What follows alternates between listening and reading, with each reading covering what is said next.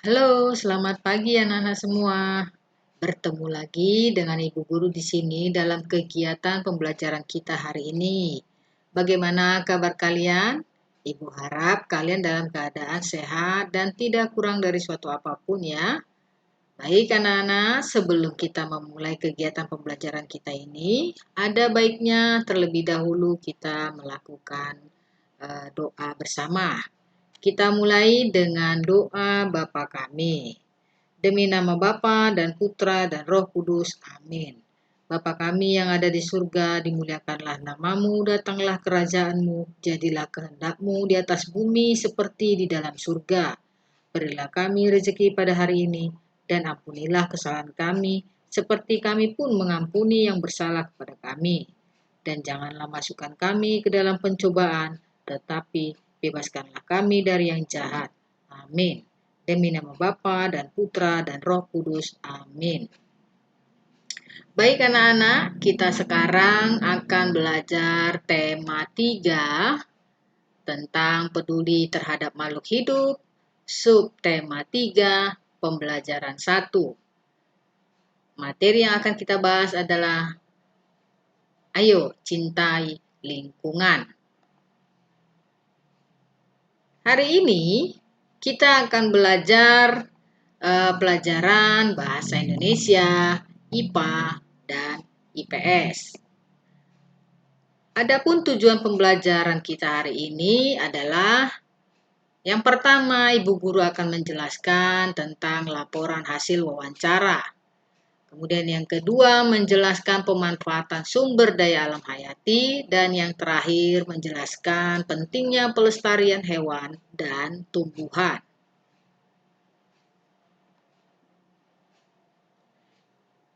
Pelajaran yang pertama yang kita bahas adalah pelajaran bahasa Indonesia.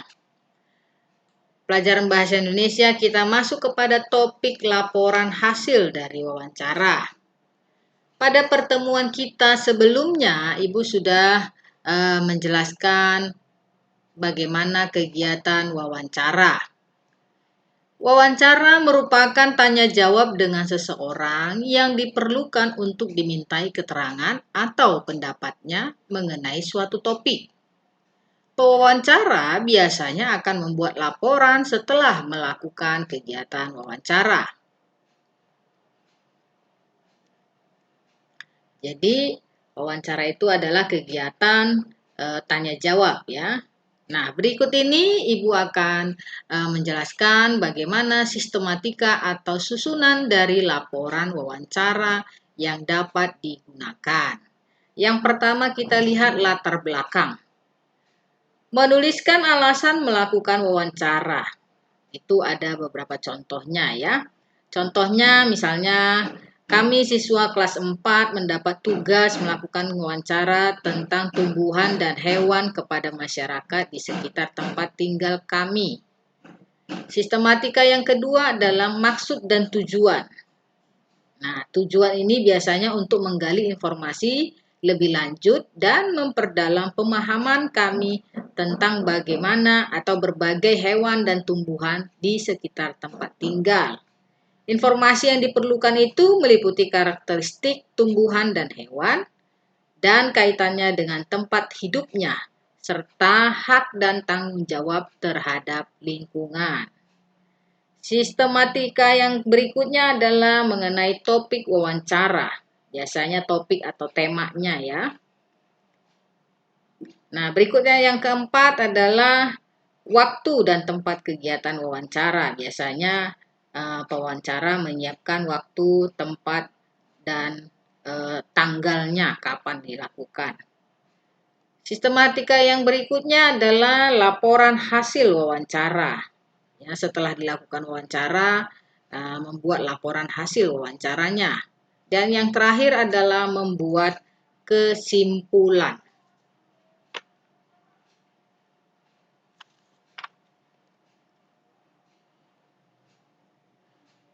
Sekarang kita beralih kepada pelajaran IPS. Yang akan Ibu bahas adalah pemanfaatan sumber daya alam hayati. Sumber daya alam hayati adalah sumber daya alam yang berasal dari makhluk hidup. Sumber daya alam hayati ini meliputi hewan dan tumbuhan. Sebagai sumber daya alam hayati, hewan dan tumbuhan dapat dimanfaatkan untuk memenuhi kebutuhan hidup manusia. Nah, bentuk-bentuk dari pemanfaatan sumber daya alam hayati itu ada berbagai uh, bentuknya. Ya, kita lihat yang pertama, pertanian. Pertanian merupakan salah satu kegiatan pemanfaatan sumber daya alam hayati berupa tumbuhan untuk menghasilkan bahan pangan. Sistem pertanian yang digunakan di Indonesia yaitu sistem pertanian lahan basah dan lahan kering.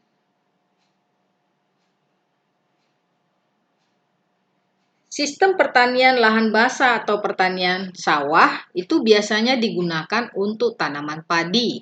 Sementara itu, sistem pertanian lahan kering atau pertanian ladang biasanya digunakan untuk menanam jagung, ketela pohon, dan ubi. Kita lihat yang kedua, perkebunan. Perkebunan merupakan kegiatan yang mengusahakan tanaman tertentu ditunjang dengan ilmu pengetahuan untuk menghasilkan komoditas perdagangan. Perkebunan ini dapat dibedakan menjadi dua, yaitu perkebunan besar dan perkebunan rakyat. Perkebunan besar adalah perkebunan yang dikelola oleh perusahaan yang berbadan hukum. Sementara itu, perkebunan rakyat adalah perkebunan yang diselenggarakan oleh rakyat itu sendiri. Perkebunan bertujuan untuk menghasilkan produk dalam jumlah besar. Aktivitas perkebunan biasanya disertai dengan industri pengolahan hasil perkebunan dibangun di area perkebunan. Komoditas perkebunan yang dikembangkan di Indonesia itu antara lain tebu, teh, tembakau, karet, kelapa, kopi, coklat, dan kelapa sawit. Kita lihat bentuk yang berikutnya, yaitu dari sektor kehutanan. Kehutanan merupakan kegiatan mengelola, memanfaatkan, dan melestarikan hutan untuk kepentingan manusia. Hasil dari kegiatan kehutanan itu antara lain kayu, getah, obat-obatan, dan madu. Selain itu, hutan dapat dimanfaatkan sebagai kawasan wisata. Hutan yang dimanfaatkan untuk pariwisata biasanya digunakan untuk kepentingan pengenalan lingkungan dan alam. Kita lihat bentuk yang berikutnya. Peternakan. Peternakan adalah kegiatan mengembangbiakan dan membudidayakan hewan ternak untuk mendapatkan manfaat. Peternakan dibedakan menjadi tiga, yaitu peternakan hewan besar, peternakan hewan kecil, dan peternakan unggas. Kita lihat bentuk yang kelima. Bentuk yang terakhir adalah perikanan. Perikanan adalah kegiatan manusia yang berhubungan dengan pengelolaan dan pemanfaatan sumber daya hayati perairan. Berdasarkan kegiatannya, perikanan dibedakan menjadi dua, yaitu perikanan budidaya dan perikanan tangkap. Perikanan budidaya dilakukan manusia dengan cara memelihara organisme air seperti nila, lele, udang, bandeng, kerang, mutiara, dan rumput laut. Sedangkan bentuk perikanan budidaya itu antara lain kolam, empang, keramba, dan tambak. Dan selanjutnya, perikanan tangkap dilakukan dengan cara mengambil langsung dari alam, misalnya dengan memancing, menjaring, dan menjala. Itu tadi pelajaran kita tentang IPA. Sekarang kita lanjutkan dengan pelajaran IPS. Yang akan Ibu jelaskan di sini adalah bagaimana pentingnya pelestarian hewan dan tumbuhan. Indonesia memiliki ribuan jenis hewan dan tumbuhan yang tersebar di seluruh wilayah. Hewan dan tumbuhan tersebut memiliki peranan yang penting dalam kehidupan. Namun saat ini populasi hewan dan tumbuhan mulai berkurang, bahkan terancam punah.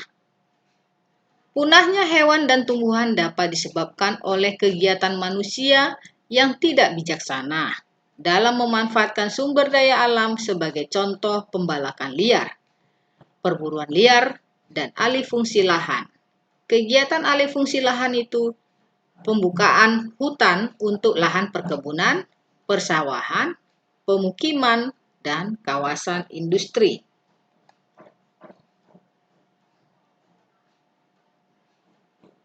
Pentingnya penghijauan sebagai upaya pelestarian sumber daya alam.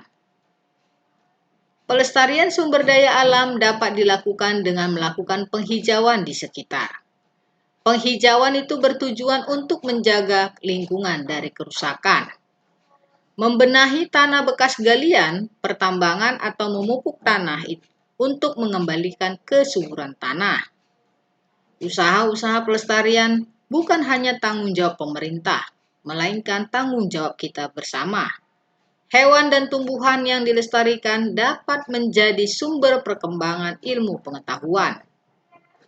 Nah, berikut ini beberapa sikap peduli untuk melestarikan hewan dan tumbuhan yang dapat kita lakukan adalah 1. Tidak berburu hewan secara liar dan tidak menebang pohon sembarangan. Merawat hewan piaraan dan tumbuhan yang ditanam dengan penuh kasih sayang. Yang ketiga, melakukan tebang pilih atau menebang dengan memilih ukuran dan usia. Yang keempat, melakukan peremajaan tanaman, penanaman kembali tanaman yang telah dimanfaatkan. Yang kelima, melakukan penghijauan kembali atau yang biasa kita sebut dengan reboisasi. Menggunakan tiruan bagian tubuh hewan atau tumbuhan. Dan yang terakhir, melaporkan kepada pihak berwenang jika mengetahui orang yang melakukan tindakan mengancam kelestarian tumbuhan dan hewan. Dengan melakukan berbagai upaya tersebut, kelestarian sumber daya alam akan tetap terjaga. Kita juga dapat merasakan secara langsung manfaatnya dari sikap peduli terhadap lingkungan. Sebagai contoh, tindakan membuang sampah pada tempatnya dapat mencegah terjadinya banjir dan mengurangi bau menyengat dari tumpukan sampah. Nah, itulah tadi anak-anak pembelajaran kita hari ini. Sekian dulu dari Ibu. Kita akan lanjutkan pembelajaran kita di waktu yang lain. Baik anak-anak, sebelum kita tutup kegiatan pembelajaran kita, ada baiknya kita lakukan doa penutup. Ibu akan pimpin doa Salam Maria. Kita mulai. Demi nama Bapa dan Putra dan Roh Kudus. Amin. Salam Maria penuh rahmat, Tuhan sertamu, terpujilah engkau di antara wanita dan terpujilah buah tubuh Yesus.